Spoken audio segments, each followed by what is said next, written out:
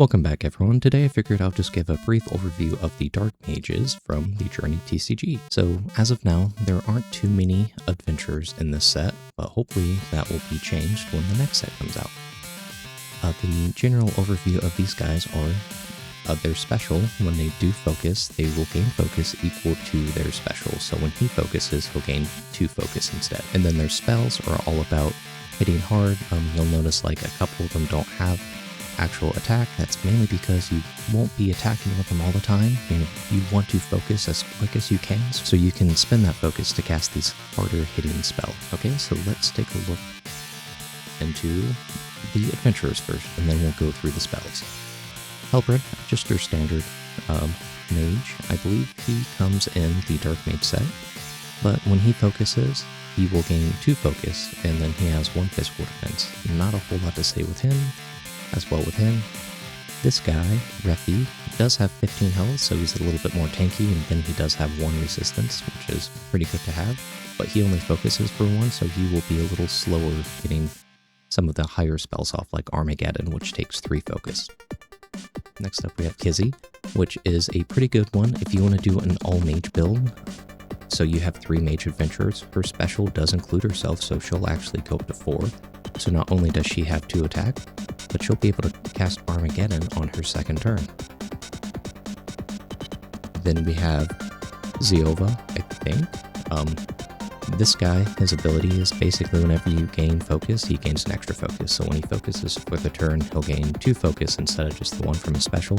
And then if you use cards like Slime Buff or Mind Link, Mind Link, he will gain 2 focus instead of 1. The caveat being Slime Buff, you have to have 0 focus to use. And then he does hit a little bit harder as well, with 1 physical defense. Then we have Vexus, which is I think the slowest adventurer in this entire set. With 13 health, he doesn't really do anything for attack, and his defenses aren't quite there. But he will focus for 2, and he ignores the first time he will take damage in a battle block. That being said, if your opponent uses something like Stone Barrage, he will absorb the first time he takes damage, but he will take that 1 damage from the second. Then we have Edict, Young Wizard. She's a pretty good card, especially with AoE spells. She does have the ability, so anytime she does use a mage ability, she just bumps up the damage by 1. So Stone Barrage will do 2 damage 2 times instead of just the 1.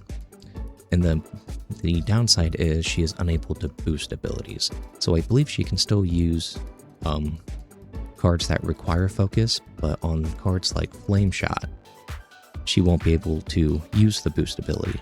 Apart from that, she is pretty standard with 1, 1, and 1.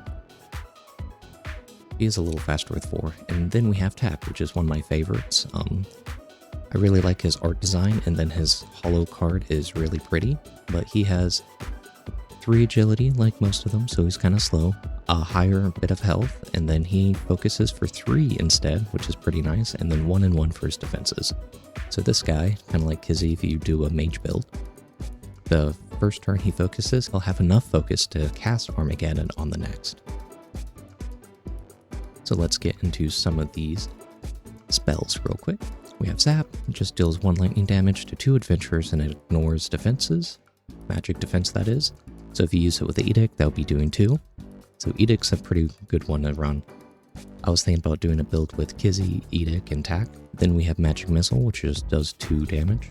Sandstorm, which deals 1 earth damage to the opposing party. So again, Edict will do 2, which is a pretty good card to have. And then she won't be able to boost it though, and if you do boost it, you basically just draw Sandstorm next turn from your cycle, but you draw 1 less card. So you still have 3 cards, but you just replace it with Sandstorm.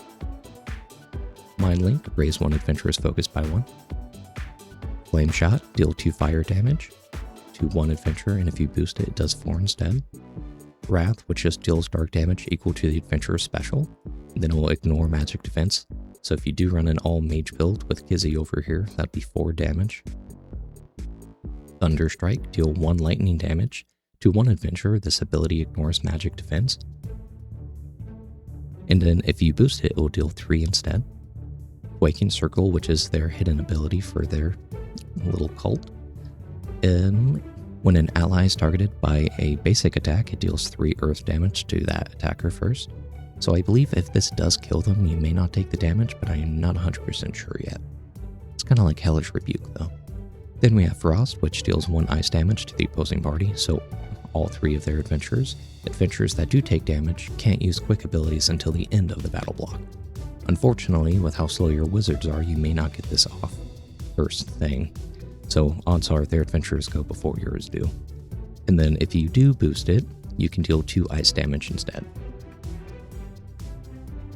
Then we have Stone Barrage, which deals 1 earth damage to the opposing party 2 times. Again, Edict will do 2 damage 2 times. But if this one is boosted, it will deal 3 and it will do earth damage 3 times instead. The caveat being, if they do have like 1 magical defense, it won't do any damage to that adventurer. Then we have one of my favorites, Armageddon, which does take 3 focus to cast, but it deals 5 fire damage to 2 adventurers. And last but not least, we have Drain. Target adventurer takes dark damage equal to this adventurer special, then you get to heal that amount. So if you use it with attack, that will do 3 damage. If you do it with Edict, that will do 2 damage because she has 1 special, and then her ability gives her an extra damage. And then if you do it with Kizzy with an all mage, it'll do potentially 4 damage, and then they all will heal up to that. But this one, if you boost it, it will just ignore their magical defense. That will actually wrap it up for the mages in the spells. There's not a whole lot at the moment, but we can go down into the item and equipments. I'll go over the equipments first. Warrior's Kilt is potentially a good one just because it can buff your mages up a little bit. Just having +2 agility could potentially let you go first, so you can actually get things off like Frost. Junk Armor is also a decent one if your opponent is running a lot of items. I personally haven't gone through a whole lot of games yet, but my brother and I, we don't really run a whole lot of item cards that do damage. And then Tomb of Insight is the Dark Mage required one.